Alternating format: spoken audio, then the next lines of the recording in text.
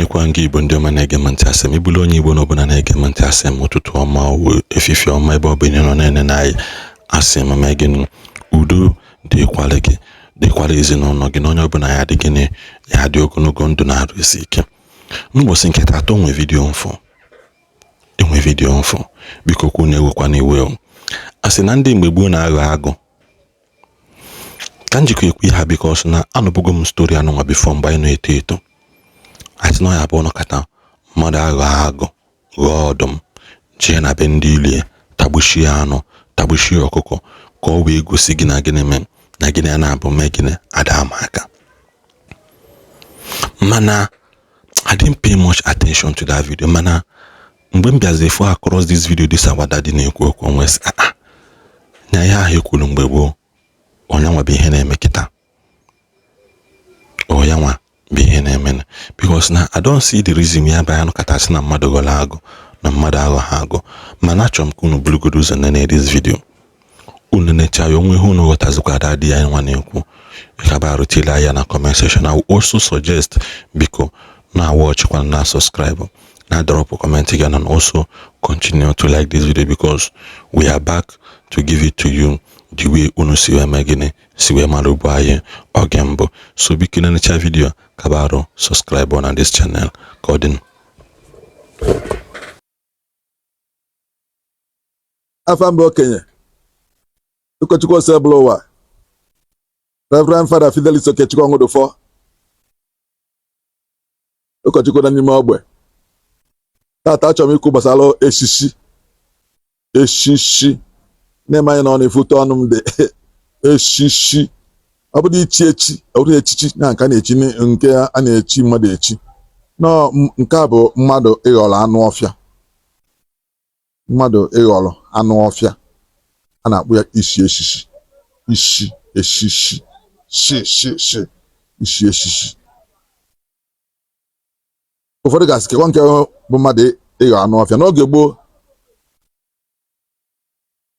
o nwee anụmanụ eji emalụ ezinụlọ dị iche iche fa na-aghọrọba. N'oge gboo mgbe ngwele dị ofu mgbe enuba anụ ọsa mgbe ezi dị nnukwu ụkwa mgbe eji isi okwu eme mma mgbe anya mmụọ dị ebe ahụ kwuo ya ndị mmadụ ndị Igbo na-aghọ anụ ọfịa. Onwe ndị na-eshi eke ọgba onwe ebe ọ na-enwe awọrọ na ebe ha na-alụ ụnụ ya ebe okwu ya dị maka ezinụlọ ahụ bido na agbụrụ na agbụrụ itoluo etinye gị n'ogo ịchọọ ịpụ ije n'ebe awụrụ ya dị ilu oyirie a ga-aghọrọ eke ọgba kwụọ jee kpaa nri ngaghị ekwa ndị ọzọ a na-aghọ aghọ. Nwee ndị na-eshi agụ owulu agụ ata na agụ agwa ụdị agụ dị iche iche. Nwee ndị na-eshie aje ha na-eme okwu ebe ọ dị. Onwe ndị na-ehi mgbada nwee ndị na-ehi enyi gaba. Ụfọdụ ga-asị ka ihe ejikwana ka ụlọ ọ na-aba ka ihe eji eme falufe aghọrọ anụ afọ. Ndị okenye ha lụgoro ogo n'ezinụlọ ahụ ọghọrọ eke ọgba kpụrụ na anị pụọ baa n'ọfịa n'o mgbada n'anụ ndụ ogwude n'osi ọ na-achịata azụ ọ batakwa na agbụrụ ya tupu chi efo agụ ama ngozi ya mbọsị afọ fugo ka nke mbụ ọ na ụlọ echichi na-abala ha. Nke bụ ha na-echi echichi wee jee chọọ ndị ilo ha okwu. Ọ ghọrọ agụ ojee na be ndị ilo lotagbuo mmadụ ụtagbusie ewu niile ha ndị na be onye ilu ya wụsara ya ewu nwụrụ anwụ nataba abịa ọghọrọkwa mmadụ nọdụkwa anyị na bie efugo. Nke ahụ ụlọ ọzọ ọ na-abala ha ụlọ ha kwetara na ọ na-abala ha. Kịtọ ọ na-eme ha iji gbanahụ ndị oke mmegbu ịma na ndị a na-eshi agụ ịma nchọghị okwu ha bịa gosi gị ihe mgbe ịtụwa ha anya echichi nwe ndị na-eshi egbe kpachụọ ije bete ha aka o jee ghọrọ egbe baa n'ime ebe a ghọrọ egbe pụọ si Anambra jee Enugu si Enugu jee Bini na nke Ọba na nke Idu mesị ọ na-eme na ọ natakwa echichi ihe ọghọm dịzi ya bụ na ike shie eshi ahụ pụọ jee ebe ị na-eje izu dinta n'ụzọ ọgbagbuo anụ afọ ọ na-achọkarị ịgbawute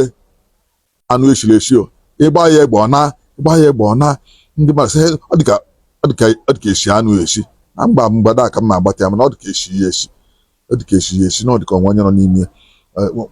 mụ na onwe ya ahụhụ o welekwa ihe o ji agba nta tụọ anụ afọ gbagbuo ya onye shi ya wee pụọ nọdụ n'ebe ọ nọ nwụọ ọ bụ n'abalị ọ